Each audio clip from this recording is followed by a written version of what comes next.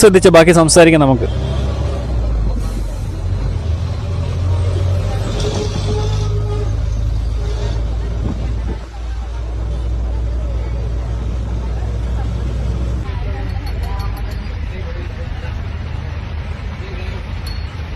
നിനക്ക് സമാധാനമല്ലേ മോളെ, ഡാഷ് മോളെ?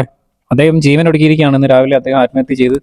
അപ്പം ഇതുപോലുള്ള ആളുമാർ ബസ്സിൽ കയറിയിട്ട് ഓരോ പാവപ്പെട്ട ആൾക്കാരാണ് ജീവിതം നശിപ്പിക്കുന്നത്. നല്ല കുടുംബത്തിൽ വരുന്ന ഒരു പേഴ്സണാണ്.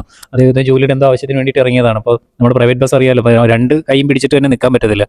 ഇതുപോലെ തന്തയില്ലായ്മ കാണിക്കുന്നവന്മാരെ നിങ്ങൾ അനുവദിച്ചു കൊടുക്കാൻ പാടില്ല. എത്രയും പെട്ടെന്ന് മാക്സിമം വീഡിയോ കൂടുതൽ ആൾക്കാരിലേക്ക് എത്തിക്കുക. കേരള പോലീസ് അല്ലെങ്കിൽ അതിന് ബന്ധപ്പെട്ട ആൾക്കാർ എത്രയും പെട്ടെന്ന് ആക്ഷൻ എടുക്കുക ഈ പെൺകുട്ടിക്കെതിരെ. ഒരാളുടെ ജീവിതമാണ് കളഞ്ഞത്. നിങ്ങളൊന്ന് ആലോചിച്ച് നോക്കി. ഒരു പാവം പിടിച്ച മനുഷ്യൻ ജീവൻ ഒടുക്കിയവള് കാരണം. എന്താണല്ലേ നമ്മുടെ നാടിന്റെ അവസ്ഥ? നമ്മുടെ കേരളം എങ്ങോട്ടാണ് പോണത്? ഇത്രയും തന്തയിലേത്തരം കാണിക്കുന്ന പെണ്ണുങ്ങളായിപ്പോയി നിറച്ച് നമ്മുടെ കേരളം. നാളെ സമാധാനമായിട്ട് ആർക്കെങ്കിലും പോകാൻ പറ്റുമോ? ഏതെങ്കിലും കുടുംബത്തിൽ പറഞ്ഞ ഒരു ബസ്സിൽ സഞ്ചരിക്കാൻ പറ്റുമോ? ഇതുപോലുള്ള ആൾമാർ ഒരു മൊബൈലും തൂക്കി പിടിച്ചിട്ട് ഒരുത്തരുടെ ജീവിതമാണ് ഇല്ലാതാക്കുക. അപ്പൊ ഇങ്ങനെയുള്ള ആൾമാരെ ഇങ്ങനെ വെച്ചോണ്ടിരിക്കാൻ പാടില്ല. ഇതൊരു ആൾക്കാർക്ക് മറ്റുള്ളവർക്ക് ഒരു ലെസൺ ആക്കി കൊടുക്കണം. ഇവർക്ക് നല്ല തക്കതായിട്ടുള്ള ശിക്ഷ വാങ്ങിച്ചു കൊടുക്കണം. വെറുതെ വിടാൻ പാടില്ല. അതിന് കേസുമായിട്ട് തന്നെ മുന്നോട്ട് പോകണം. പറഞ്ഞിട്ട് കാര്യമില്ല. ഒരാളുടെ ജീവിതം കളഞ്ഞില്ലേ ഇവള്. ഈ വീഡിയോ കൂടുതൽ ആൾക്കാരിലേക്ക് എത്തിക്കുക. അദ്ദേഹത്തിന്റെ ആത്മാവിന് നിത്യശാന്തി നേരുന്നു. പാവം. അപ്പം ഇവളൊരുത്തി കാരണമാണെന്ന് ആത്മഹത്യ ചെയ്തിരിക്കുന്നത്. അപ്പം ഇതൊക്കെ നാളെ ഇതെല്ലാവരും കാണണം. പാവം പിടിച്ച ആൾക്കാരെ അല്ല ഇങ്ങനെ കാണിക്കേണ്ടത്. ബാക്കി നിങ്ങളെ കുറിച്ച് നല്ല മലയാളം പറഞ്ഞു കൊടുക്കും. ഇവളൊക്കെ എന്താ പറയേണ്ടത്? ഷെയർ ദിസ് വീഡിയോ ഇഷ്ടമായാലും എൻ്റെ പേജ് ഫോളോ ചെയ്യണം. ഓക്കെ.